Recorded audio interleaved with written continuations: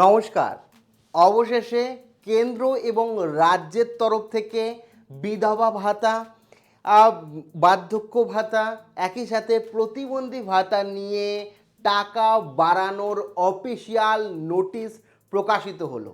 কি নোটিশে উল্লেখ রয়েছে, কত টাকা বাড়ানো হলো এক্স্যাক্টলি, কাদের ক্ষেত্রে কত টাকা বাড়লো এবং কবে থেকে এই টাকা আপনারা আপনার ব্যাংক অ্যাকাউন্টে পেতে চলেছেন, সমস্তটা এই যে 20 তারিখ অর্থাৎ কালকের অফিসিয়াল নোটিশ অনুযায়ী বিস্তারিত আপনাদের জানাবো। ও কাজেই ভিডিওটি প্রথম থেকে শুরু করে শেষ পর্যন্ত ওয়াচ করুন। আপনাদের মধ্যে যারা বিধবা ভাতা সম্বন্ধে কিংবা প্রতিবন্ধী ভাতা কিংবা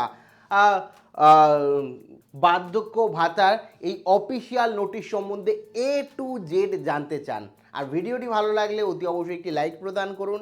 আমাদের পরিবারের সদস্য না হয়ে থাকলে এই যে কালো রঙের সাবস্ক্রাইব বাটন রয়েছে, সাবস্ক্রাইব বাটনে ক্লিক করে পাশের বেল আইকনে ক্লিক করে অল নোটিফিকেশানে ক্লিক করে রাখুন, যাতে সমস্ত তথ্য সম্পূর্ণ বিনামূল্যে পেয়ে যেতে পারেন। আর বলে রাখি, সাবস্ক্রাইব করতেও কোনো রকম টাকা লাগে না, সেই কারণে অনুরোধ করব যারা আপনারা গুরুজন রয়েছেন বা যারা ভিডিওটি দেখছেন অবশ্যই সাবস্ক্রাইব করে রাখুন সম্পূর্ণ বিনামূল্যে। আবার সাবস্ক্রাইব করে আমাদের পরিবারের সদস্য হয়ে উঠুন।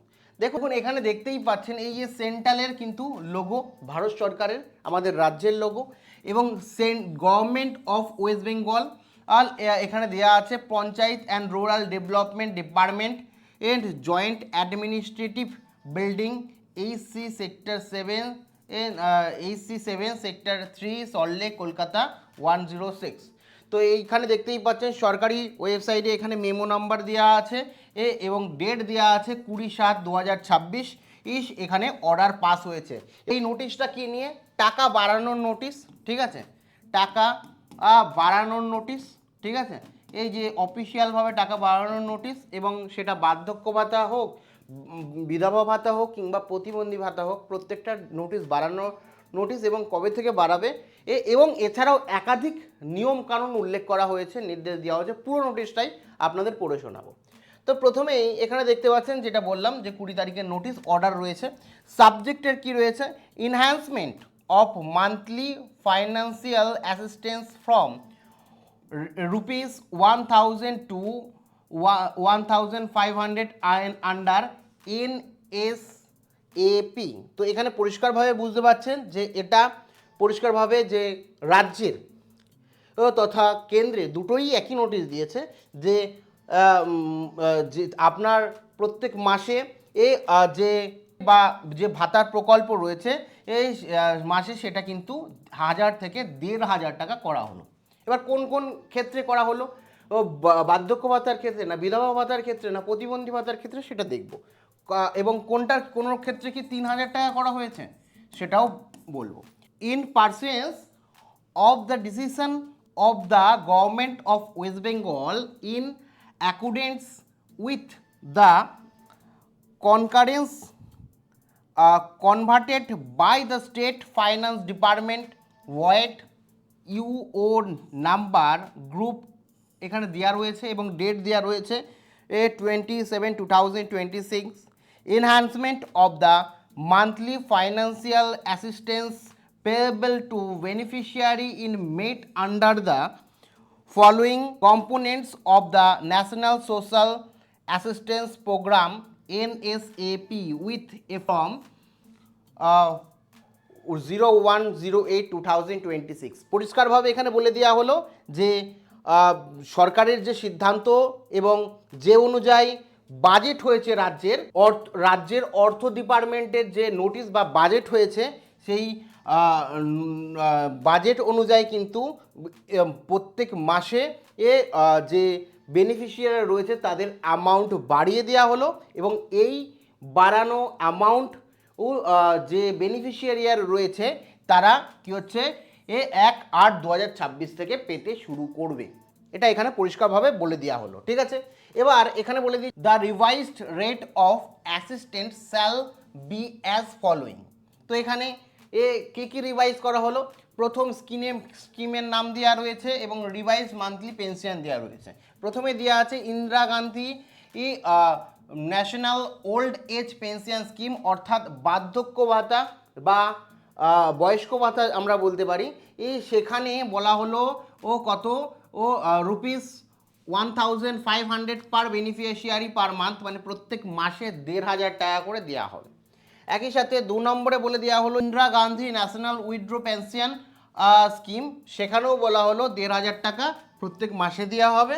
এবং 3 নম্বর Indira Gandhi national disability pension scheme, অর্থাৎ যারা প্রতিবন্ধী আমার ভাই বোনরা রয়েছে বা দিদিরা রয়েছে তাদের প্রত্যেকের 1500 টাকা বাড়ানো হলো 1500 পার বেনিফিশিয়ারি পার মান্থ, প্রত্যেক মাসে 1500 টাকা করে দেওয়া হবে। তারপরে নোটিশে কি বলে দেওয়া আছে, the enhanced assistance shall be disbursed to all eligible beneficiary covered under the above mentioned scheme through the existing direct benefit transfer DBT mechanism।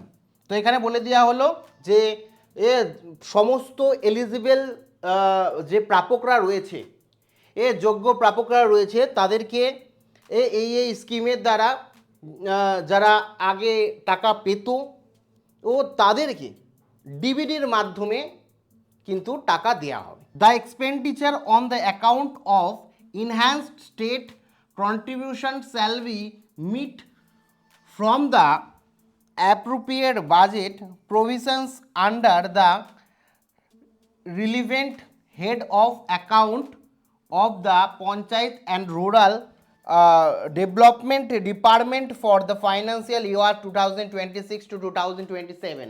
বলছে যে পঞ্চায়েত এবং গ্রাম উন্নয়ন ডেভেলপমেন্ট দপ্তর যে রয়েছে সেই দপ্তরের 2026-2027 বাজেট অনুযায়ী কি হচ্ছে সমস্তটা কন্ট্রিবিউট করা হবে সকলকে। এবার এখানে বলে দিয়ে আছে all district magistrate and district panchayat and rural development officer programme implementation agencies and other corrected authorized shall be take necessary action for the implementation of this order and ensure timely disbursement of the enhanced assistance to the eligible beneficiaries.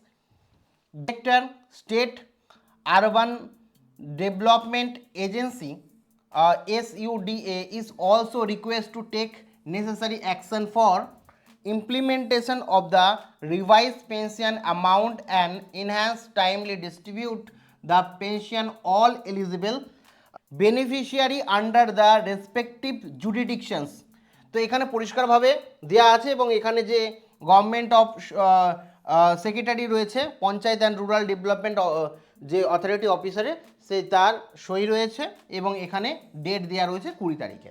তো এখানে দেখতেই পাচ্ছেন পুরো বিষয়টা যদি আমরা লক্ষ্য করি তাহলে এখান থেকে আমরা পরিষ্কার হতে পারলাম এই নোটিশ দ্বারা যে সরকার যে বাজেট তৈরি করেছিল সেই বাজেট অনুযায়ী আপনাদের যে 1000 টাকা যেটা বলা হয়েছিল যে প্রতিশ্রুতি দেওয়া হয়েছিল 2000 টাকা দেওয়া হবে, কিন্তু বাজেটে যে কথাটা উল্লেখ ছিল ও যে 1000 টাকাটাকে সাথে 500 টাকা বাড়িয়ে ভাতাকে 1500 টাকা করা হবে, তেমনই কিন্তু 1500 টাকায় আপনাদের করা হলো এবং এটা যে সামনের মাস থেকে আপনারা পাবেন সেটা কিন্তু বলে দেওয়া হলো যে আগস্ট মাসের 1 আগস্ট, ঠিক আছে, এই আগস্ট থেকে আপনারা কিন্তু এই টাকাটা আপনাদের ব্যাংক অ্যাকাউন্টে পেতে শুরু করবেন, যার জন্য কিন্তু পরিষ্কারভাবে এই ডিপার্টমেন্টকে বলে দেওয়া হলো এবং যারা যারা এজেন্সি রয়েছে যারা এই হ্যান্ডেল করে সরকারি সমস্ত মানে এই স্কিমগুলোকে তাদের সেই এজেন্সিগুলোকেও